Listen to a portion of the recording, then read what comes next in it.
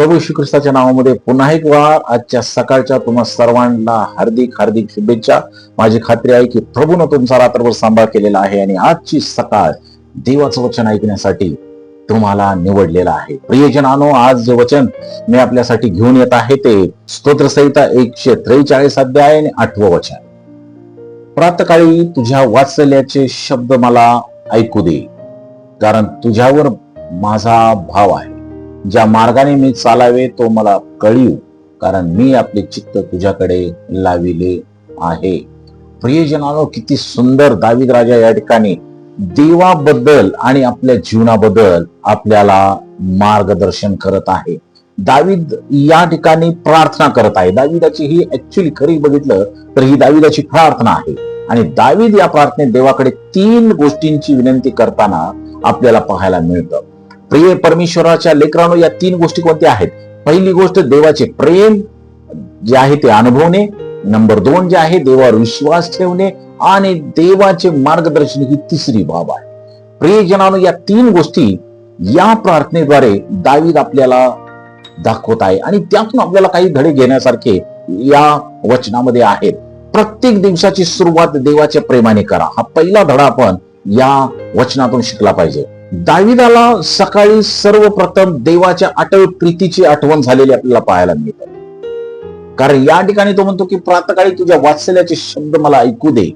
प्रियजनांनो, जगातील परिस्थिती बदलू शकते पण देवाचे प्रेम कधीही बदलत नाही। जगात आम्ही पाहतो की किती परिस्थिती बदललेली आहे, लोक बदललेले आहेत, प्रीती थंडावलेली आहे।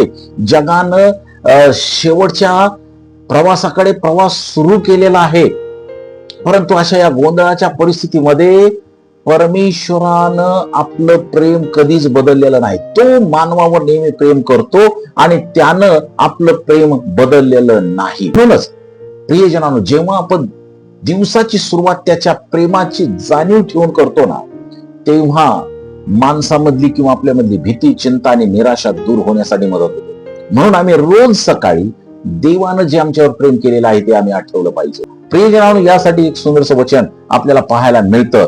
विलाप गीत मध्ये 3 अध्याय 22 आणि 23 वचन काय म्हणतं? परमेश्वराच्या दयेने आपण नष्ट झालो नाही।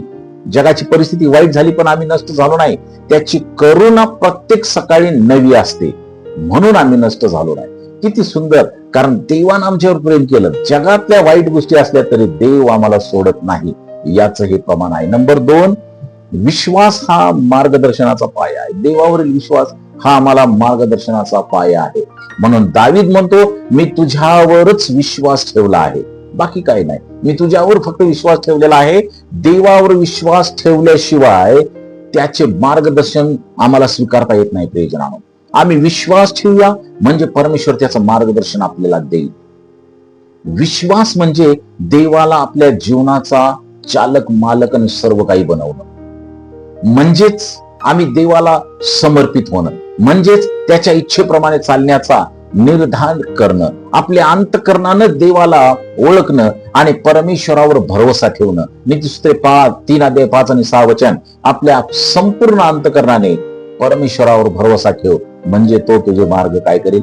मोकळे करेल किंवा तुला मार्गदर्शन करेल। नंबर 3, प्रियजनांनो, जीवन देवाच्या स्वाधीन केल्यावर आपल्याला देवापासून अगदी स्पष्ट मार्गदर्शन प्राप्त होतात। दावीदाने स्वतःचे जीवन देवाच्या स्वाधीन केलेलं आहे। परमेश्वराच्या हातात त्यानं आपलं जीवन दिलेलं आहे, म्हणूनच तो देवाकडे योग्य मार्गदर्शन दाखवण्याची विनंती करू शकला। आम्ही जर देवाजवळ आमचं जीवन समर्पित केलं नाही, देवाचं मार्गदर्शन जर मागितलं तर कदाचित आपल्याला मार्गदर्शन मिळणार नाही। पण जेव्हा आम्ही देवाजवळ आमचं जीवन समर्पित करू त्यावेळेस देव सुद्धा त्याचं मार्गदर्शन आपल्या जीवनाला नक्की पुरवणार आहे। दावीदानं सेम या ठिकाणी हेच केलेलं आहे। जेव्हा आपण स्वतःची इच्छा बाजूला ठेवून देवाची इच्छा शोधतो, दावीदानं हेच केलेलं आहे, तेव्हा तो आपल्याला म्हणजे परमेश्वर आपल्याला योग्य मार्ग दाखवतो, योग्य मार्गाने चालवतो। कारण वचन आपल्याला स्तोत्रसंहिता 32 अध्याय 8 वचन आठवलं पाहिजे आम्ही, मी तुला शिकवीन व तू ज्या मार्गाने जाशील तो मी तुला कळवेन किंवा दाखवेन।